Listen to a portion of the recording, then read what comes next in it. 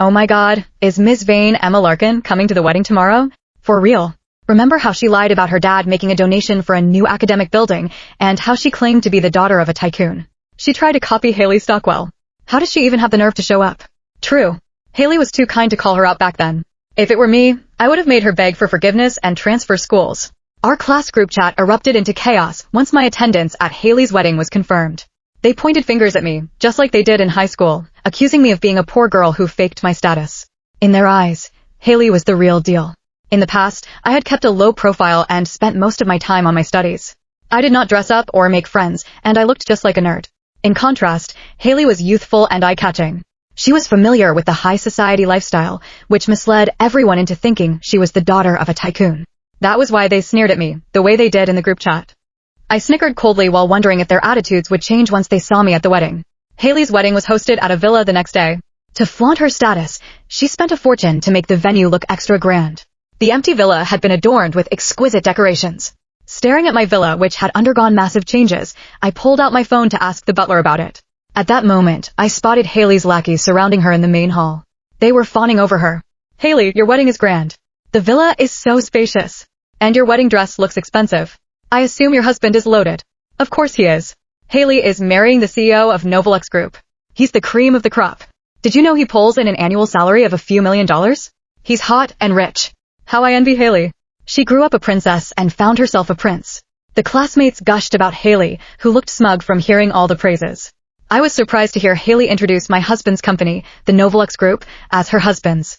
With a hint of mockery, I taunted her, if your husband is that rich, why would he borrow someone else's villa for the wedding? My words cut through the air, drawing the attention of Haley and her clique. Their smiles vanished and were replaced by sour expressions. With their arms crossed, they sneered back at me. Emma Larkin, can't believe you actually had the audacity to show up. Have you no shame? Besides, the villa belongs to the family of Haley's husband. Why are you being snarky? Jealous much? Hey, Miss Vane, where did you get your hands on that counterfeit Hermes bag? That logo looks damn fake. When are you going to change that vain habit of yours? They jeered at me, just like they once did in school. I snickered quietly. Back when I was in school, Dad made donations for a few academic buildings.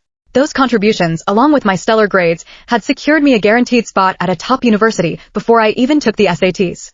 However, Haley suddenly struck and slandered me. She accused me of impersonating her. Crying, she pitifully showed photos of my villa, including the pool, the private theater, and my dad's collection of sports cars in the garage. She even produced a photo of herself standing next to my dad to make her lies more convincing. The school turned on me when the photos were released. I became the poor girl who pretended to be a tycoon's daughter, and my guaranteed university admission was revoked. At first, I had wanted to call Dad to clear my name, but he had to undergo urgent surgery for a heart attack. To avoid further stressing him out, I kept the happenings at school a secret. Thankfully, Dad's surgery was a success. At the same time, I had received an offer from a prestigious school abroad, where I met my now husband, Thomas Siegel. After Thomas and I were married, we went back to the country, only for me to discover that Haley hadn't stopped her charade. In my absence, she had not only continued pretending to be me, but had also taken over my house, this very villa. I had wanted to reveal the real owner of the villa, the Siegel family, but Haley had already lunged at me and slapped me in the face. Emma Larkin, you owed me this from 10 years ago. I'm settling the score now. Chapter 2. Never had I thought Haley would lay a hand on me. Caught off guard, I stumbled and fell. My cheek was burning red and swollen. I was utterly humiliated. How dare you hit me? I growled. What's to stop me? Back in school, you impersonated me, saying you were the rich daughter of a tycoon. Now, you're spreading rumors that my husband doesn't own this villa. You're asking for trouble. Haley was seething with rage. Her face was twisted as she stormed up to me. Gritting her teeth, she threatened me. Do you have any idea who my husband is? He's Joel Balmer, the CEO of Novelux Group. What makes you think you have the right to question him? At her words, a few of her lackeys sneered at me with disdain. Did you hear that? Haley's husband is Joel Balmer, the CEO of Novelux Group. That company is worth billions. Only a rich girl like Haley could marry into such a powerful family, not some pathetic liar like you, Emma. Emma, you shameless fibber. You impersonated Haley in school, and you're now spreading lies about Haley at her wedding. Apologize to Haley right now for looking down on her, or don't blame us for getting rough with you. Don't waste time with this lowlife. Emma, you've crossed the future wife of the Novelux Group CEO. Girls, let's teach her a lesson for Haley. With that, they charged at me. They yanked my hair and slapped me across the face. The sting from the slap was immediate. I was stunned, but they weren't done. They shoved me to the ground. They cursed me, kicked me, and tore at my clothes and bag. Pain coursed through my body and my rage boiled over. I shouted, "Stop! This villa is mine. Get out." Taken aback, they paused for a moment before bursting into laughter. Their voices dripped with mockery. "Looks like MS. Vane is acting up again. This time, she's not pretending to be a rich girl, but she's claiming to own the villa. Ha ha, it's ridiculous. How can someone be so shameless? She's a compulsive liar. She's spitting out such ridiculous nonsense." Haley's face twisted with even more disdain. "You really don't know when to call it quits, do you? I was being kind to you in high school when I ignored your attempts to assume my identity. Now, you're here to ruin my wedding. I won't play nice if you upset me today." She lunged at me. Her sharp nails raked across my face and body, leaving cuts that soon began to bleed.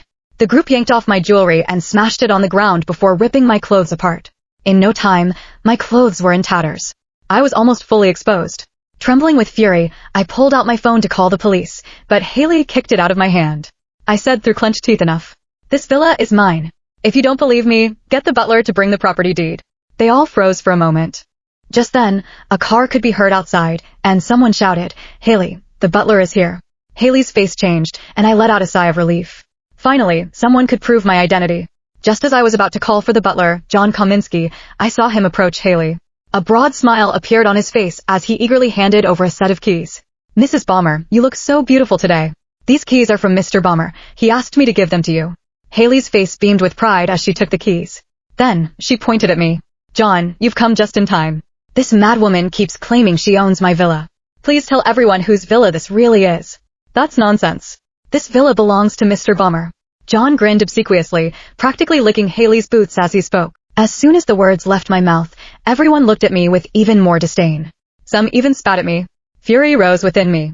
Ignoring the blood dripping down my face, I gritted my teeth and glared at the butler while shouting, "I don't care who paid you to spread these lies, but this villa belongs to the Siegel family. My husband, Thomas Siegel, is the rightful owner. How dare you show up uninvited to throw a wedding and then lay your hands on me? If my husband finds out, you won't get away with this." As I shouted in anger, Haley burst into laughter. Her voice cut through the air. "Ha ha, you say you're Thomas Siegel's wife? Who is that man? I've never heard of him.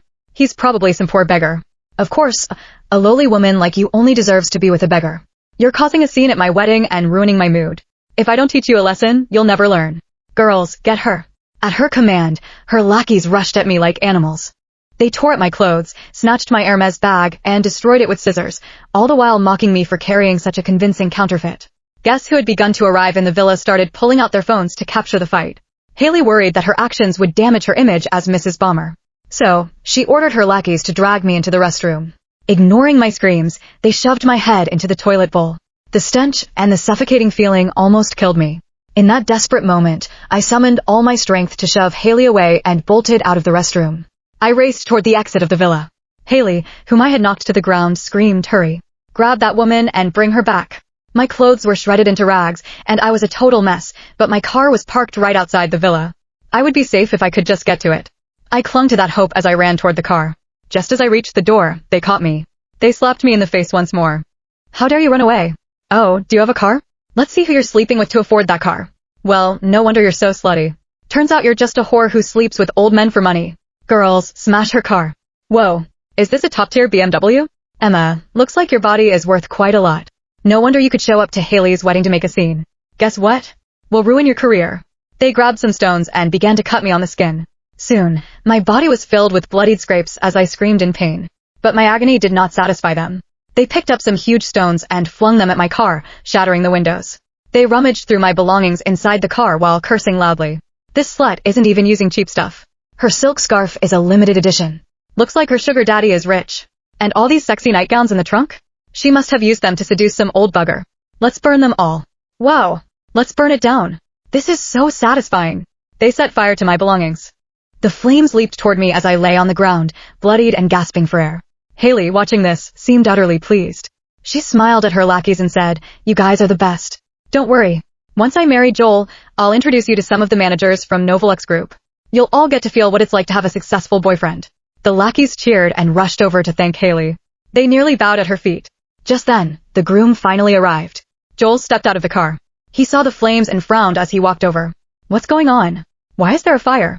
Haley immediately rushed to him and said, "Don't worry, darling.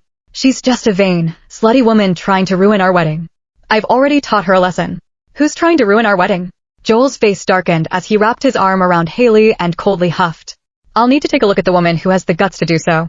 He marched straight toward me, grabbed my hair, and yanked me up. My bloodied face made me almost unrecognizable, and Joel's eyes briefly flashed with disgust. Just as he was about to throw me aside, he suddenly froze. Staring at me in shock, he stammered, "Mrs. Siegel? Why? Why are you here?"